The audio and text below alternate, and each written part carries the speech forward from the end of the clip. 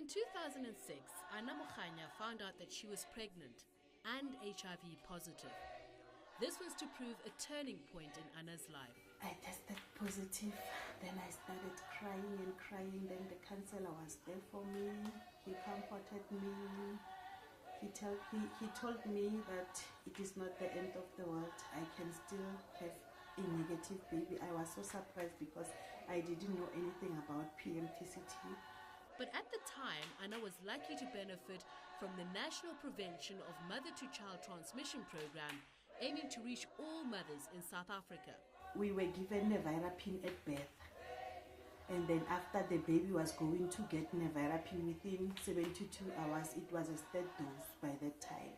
You know, I started to get a hope that, no, I think maybe my baby is going to be fine.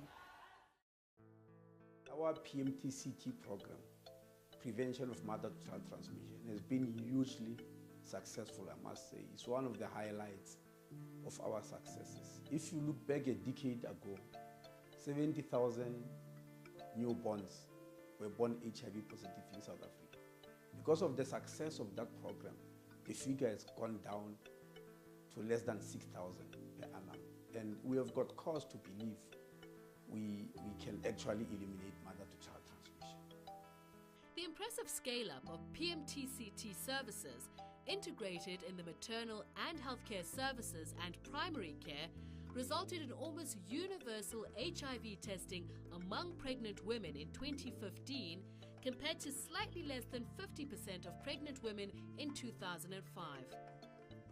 HIV prevalence among children aged 2 to 14 fell from 5.6% in 2002 to 2.4% in 2012, and the number of new infections among children declined by over 84% from an estimated 58,000 infections in 2008 to 5,100 infections in 2015 due to the rapid expansion of services to prevent MTCT.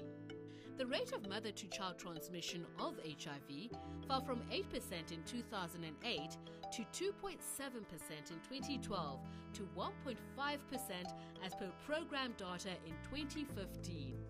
PMTCT in South Africa has and always will be a team effort. Working with stakeholders at the national, provincial and district level, together with partners, has shown results for the country. The PMTCT program supports community engagement and facilitates the participation of women living with HIV to inform policy and programming on the ground. Innovative ideas such as the Mom Connect program have been implemented and taken to scale towards fast-tracking for results. So one of the most exciting innovations in this case is what we call Mom Connect, where we are connecting all pregnant women on the cell phone. And every 2 weeks we send them messages that are appropriate to the level of their pregnancy. Mom Connect has helped us to be in touch with pregnant women, meaning those who are HIV positive, who need to go onto the PMTCT program. We can pick them up earlier and we can know those who are not. At the moment, we've got 800,000 pregnant women on the program and we are targeting 1 million. That is almost every pregnant woman in the country. The work is so easy for me because now I'm dealing with someone who has knowledge. Once they are connected, they get all the knowledge that they didn't have before they register with Mom Connect. The last mile plan is actually the plan we are putting forward as the last mile towards elimination, as has been said. In other words, we are now looking at the winning post. We are faced with the winning post and say, we are now going to accelerate, towards the winning pole, and that's why we call it the last mile plan.